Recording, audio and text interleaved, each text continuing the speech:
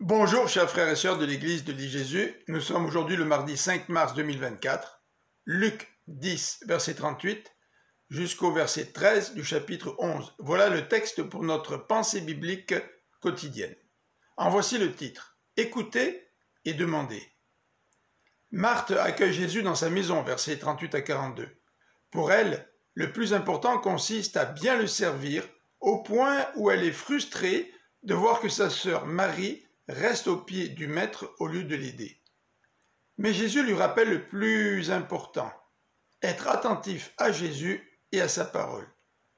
Bien souvent, notre service et notre ministère devient un obstacle à la communion que nous devrions avoir avec le Seigneur. Nous ne l'écoutons plus, lui et sa parole. Au chapitre 11, voyant Jésus prier, les disciples ont une envie, celle de savoir prier. Ils lui demandèrent donc de les enseigner. Jésus leur donne un modèle, qui n'est pas une simple formule. Par cette prière, nous reconnaissons d'abord que le Dieu dont nous souhaitons que le règne vienne est le Père généreux et compatissant, à qui nous pouvons nous adresser avec assurance et persévérance. Il veut répondre à nos besoins, il veut pardonner nos péchés. Si les règles de l'amitié et de l'hospitalité du Proche-Orient ancien font qu'un ami va répondre à nos demandes, à plus forte raison, Dieu répondra aux prières de ses enfants.